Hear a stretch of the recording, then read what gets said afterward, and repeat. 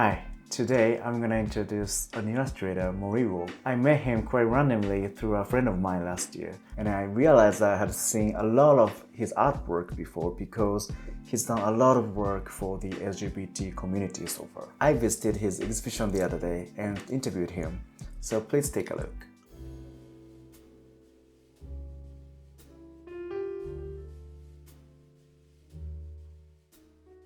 イラストを描き始めたきっかけって何だったんですかね。きっかけはもうちっちゃい時から描いてたんですけど、ちっちゃい時は本当に内向的な子供だったので、もうずっと引きこもって自分の世界に引きこもるための手段としてイラストを描いてたっていう感じですね。その時はもう漫画のキャラクターとかそんなのを描いてました。はい。当時は誰かに見せるためとかじゃなくて、じゃなかったですね。自分で。それがだんだん大きくなって、ちょっとずつ大きくなっていくうちに、絵うまいねとか言われたりするうちに、その絵がコミュニケーションの逆にツールになっていったっていうのはありますね。自分のためだけに描いてたものが人に見せるために描くというか、見てもらえる喜びみたいなので、友達になったり話しかけれたりとかするきっかけになるっていう、ちょっと外に向かっていく感じになりました。僕あんまり積極的にバーって人とコミュニケーションを取れるタイプじゃないので、例えばここの展示もそうですし、展示のマスターも絵がきっかけで出会いましたし、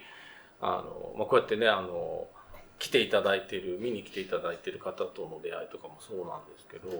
絵を通じて出会うとかお仕事をとか生活をっていうきっかけになることは多いと思います。はい。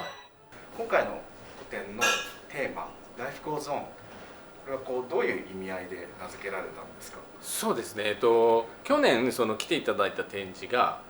In My Life っていう名前で、ちょっとゲイの男の子がちっちゃい時から大人になっておじいちゃんになるまでみたいなのをイラストにして、ストーリー仕立てな感じで展示をしたんですけど、そのテーマを引き継いでっていう感じだったので、そういう意味も含めて Life Goes On っていうタイトルにしました。あとちょっと今困難な時代というか、なかなか大変な時代になってるっていうところもあるので、それでも生きていくぞみたいな意味合いもあると思うので、ライフゴーゾーンという言葉にでちょっとそのタイトルにしました。今回テーマが、同性婚っていうことで、ウェディング結婚式とか、結婚のイラストを6作かな、まず描きました。これは、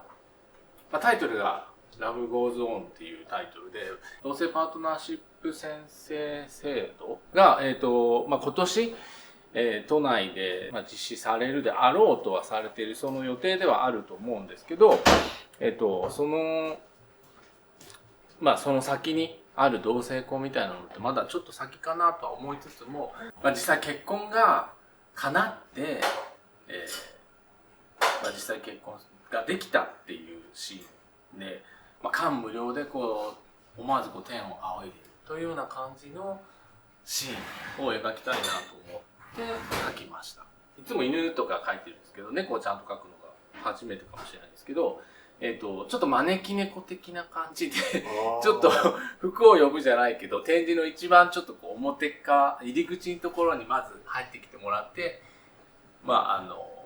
猫ちゃん2匹、そうです、猫ちゃん2匹招き猫的な感じでっていう意味合いで猫2匹描いています。で、展示の一番最初に飾りたいなと思って描き始めたイラストです。女性同士のカップルっていうのを今まであまり描いたことがなかったんですけど、去年ちょうどお仕事でいくつか女性同士のカップルのイラストを描かせていただいたのをきっかけに、今までちょっと当事者じゃないから女性同士って僕が描いていいのかなみたいな意識もあったんですけど、そこでお仕事させていただく中で、実際に当事者の方とお話しさせていただいたりとか打ち合わせしたりする中で、やっとどんな風に描こうかなとか、どんな風に描いたらいいよとか、逆に森尾くんの理想とするような綺麗だなとかかっこいいなとか可愛いなっていう女性を、今までの典型的なレズビアンといえばこんな感じとか、そういう紋切り型なタイプじゃなくて多様化してるので、本当に僕の可愛いなとか素敵だなと思う女性のカップルを描いたらいいと思うってアドバイスを当事者の方からいただいて、だったら描いてみようかなと思って今回、描きました。これ以前にキスする、この登場人物の2人をイラストで描いてまして、その2人が結婚したよっていう感じで、ちょっとアンサーソングじゃないですけど、その続きっていう感じで、描いたイラストになります。全く同じキャラクターで別のイラストがあるんですね。でそのイラストと全く同じワンちゃんが、ここにも描かれています。あと海辺が描きたかったんですよね。なので、ちょっと海辺での、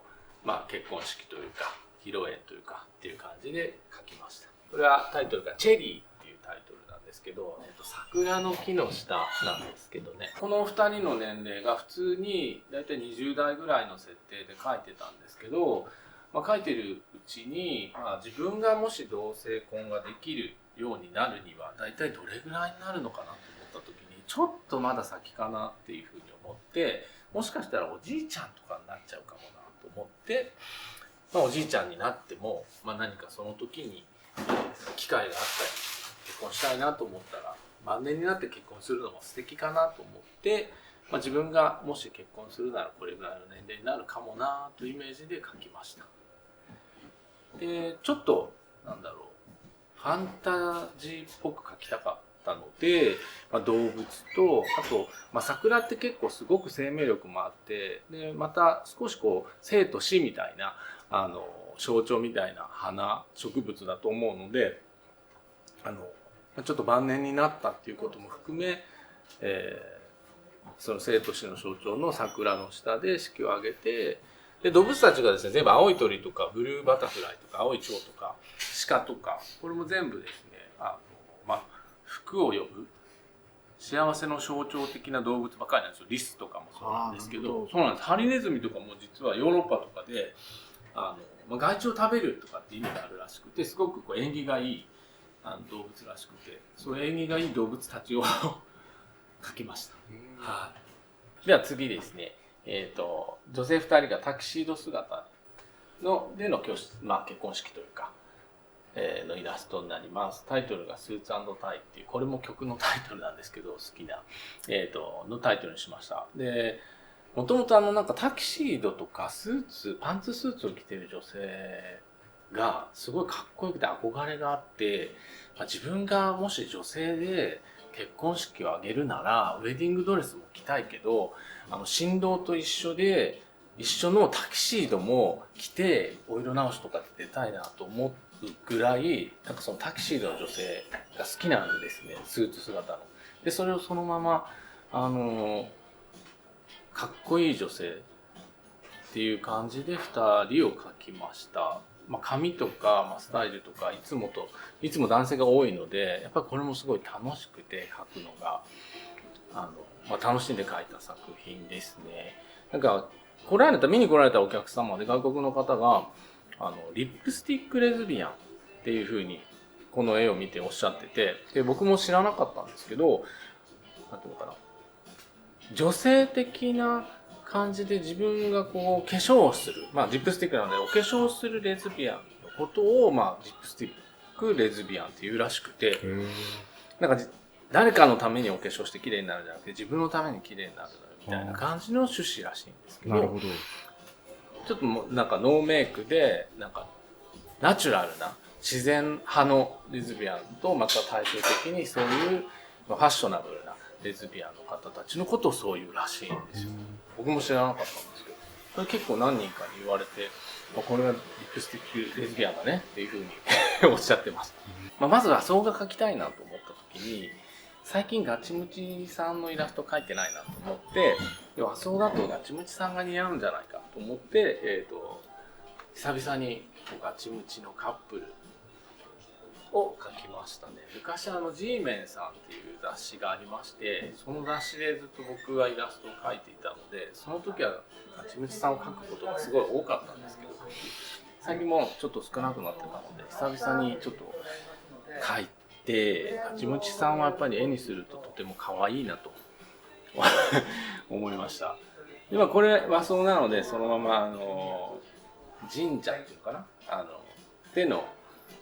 挙式っていうことで書きまして、でまあ、ちょっと、桜が咲く季節に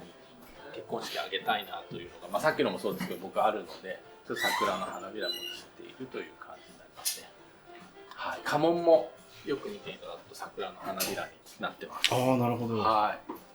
これを書こうって思うときって、インスピレーションどういうものから普段もらうことが多いんですか？そうですね。なんか映画とか大好きなので、映画を見てそのなんかもうたったそのワンシーンで、あ、こんなシーン描きたいなとか、こういう風景描写からこういう情景描きたいなとかって思うこともありますし、音楽を聴いてて、その音楽からこうインスピレーション、その歌詞だったりとか音の世界からインスピレーションが湧くっていうこともありますね。結構その2つとか大きいかもしれないですね。はい。実際にその好きな歌がタイトルの作品も結構ありますよね。そうですね。ほぼねタイトルは曲名なんですよ。はい。全部ではないんですけど、ほぼ曲名になってます。はい。じゃあ音楽は大きい。そうですね。たまに映画のタイトルとかもありますけど。なるほど。僕のチャンネルはこう日本の外に住む人も見てくれているんですけど、実際に森尾さん、まあちょっと見に来ることにはできないんですけど、購入してみたいなっていう方がいた場合って、海外の方も買えるんですか？海外の方からお問い合わせをいただいて、ご購入していただくことも可能です。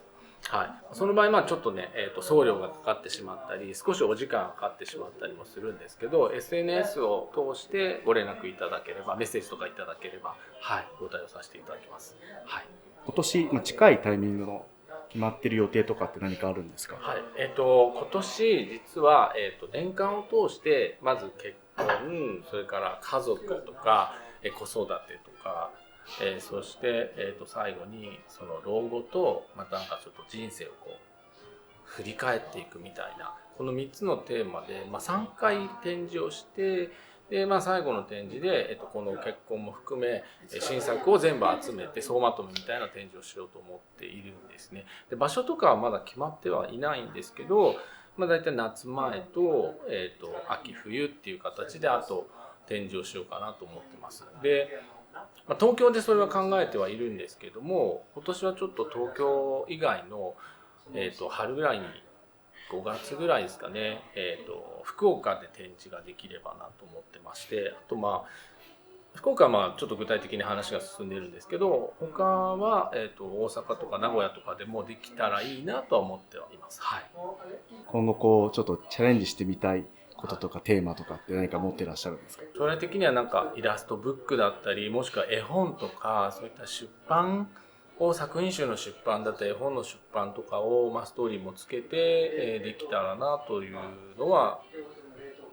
目標というか夢ですね。あとは、一般企業さんとか、普通に街を歩いてて、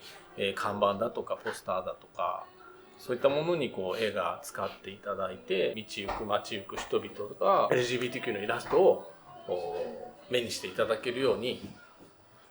なれればいいなとは思ってます。はい。山根さん、今日はお忙しい中お時間いただいてありがとうございました。ありがとうございました。今後ともよろしくお願いします。Thank you, Morio-san, for spending time for the interview. As you mentioned, Tokyo might be starting a same-sex partnership system this year. There's also a movement to legalize same-sex marriage in Japan right now. His artwork really makes me think that we all equally deserve to have happy lives with our partners, and we all should support each other. Even if you're living outside Japan, you can still order his artwork, so please go check his website and contact him. I hope you enjoyed the video. If you did, please give me a thumbs up. Also, please don't forget to subscribe and hit the notification bell. Thanks for watching. I will see you all in my next video. Until then, stay safe. Bye!